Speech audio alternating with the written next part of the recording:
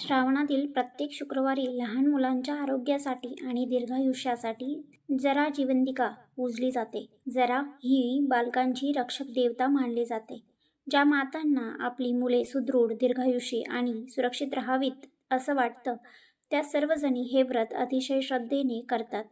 या दिवशी सुहासिनी महिला उपवास करतात, जिवंतिकेच्या फोटोची पूजा करतात आणि ही पवित्र कहाणी वाचतात किंवा ऐकतात. चला तर मग वेळ न घालवता ऐकूया ही अद्भुत कहाणी. एक आटपाट नगर होतं. तिथे एक गरीब ब्राह्मण आणि त्याची ब्राह्मणी राहत होते. त्यांना मुलगा मुलगी काहीच नव्हते. लोक त्यांना अपुत्रिक म्हणून हिणवायचे, त्यामुळे ते दोघेही खूप दुःखी असायचे. काही दिवसांनी जिवंतिका देवीच्या कृपेने त्या ब्राह्मणीला दिवस राहिले. तिने एका सुंदर मुलाला जन्म दिला. संपूर्ण घरात आनंदी आनंद झाला, पण हा आनंद फार काळ टिकला नाही. मुलगा जन्माला आल्याच्या 6व्याच दिवशी रात्री गायब झाला. संपूर्ण घरात शोध घेतला, पण मुलाचा काही पत्ताच लागला नाही. दुसऱ्या वेळी पुन्हा ब्राह्मणीला मुलगा झाला, पण तोही 6व्या दिवशी रात्री अचानक नाहीसा झाला. असे करत करत तिची 6 मुले जन्माला आली आणि 6व्या दिवशीच गायब झाली. ब्राह्मणी दुःखाने वेडीपिसी झाली. तिने ठरवले की आता 7वे मूल झाले की ती घरात राहणार नाही. काही दिवसांनी तिने 7व्या मुलाला जन्म दिला.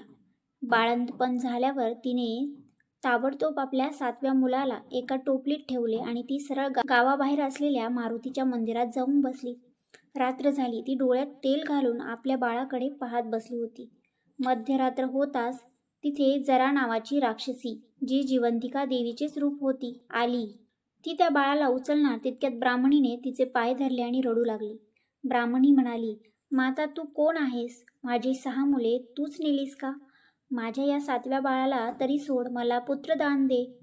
तिची ती व्याकुळता आणि श्रद्धा पाहून जिवंतिका देवी प्रसन्न झाली.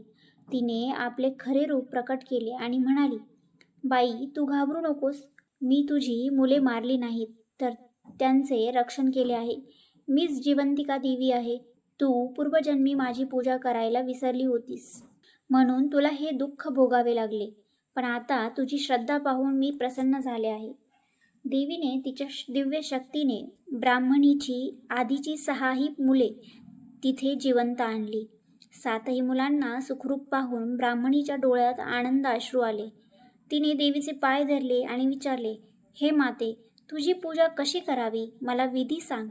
तेव्हा जिवंतिका देवी म्हणाली, श्रावण महिन्यातील प्रत्येक शुक्रवारी माझे ध्यान करावे. सुवासिनींना हळदी कुंकू, हरभरे आणि खीरपुरीचा प्रसाद द्यावा. गळ्यात जिवंतिकेचा सुताचा गंड बांधावा. जो कोणी ही पूजा करेल आणि माझी कहाणी ऐकेल, त्यांच्या मुलांचे मी नेहमी रक्षण करेन आणि त्यांना दीर्घायुष्य देईन. एवढे बोलून देवी अंतर्धान पावली. ब्राह्मणी आपल्या 7ही मुलांसह आनंदाने घरी परतली. तिने आयुष्यभर हे व्रत केले आणि तिची मुले खूप मोठी आणि भाग्यवान झाली. तर मित्रांनो, ही होती श्रावणी शुक्रवारची जरा जिवंतिकेची जिवंत आणि पवित्र कहाणी. जशी जिवंतिका देवी त्या ब्राह्मणीला प्रसन्न झाली आणि तिच्या मुलांचे रक्षण केले, तशी ती तुम्हा आम्हा सर्वांना आणि आपल्या लहान मुलांना प्रसन्न हो, हीच प्रार्थना. ही 60 उत्तराची कहाणी, 5 उत्तरी सुफळ संपूर्ण. तुम्हाला हा व्हिडिओ कसा वाटला मला कमेंट करून नक्की सांगा. जर व्हिडिओ आवडला असेल तर एक लाईक नक्की करा.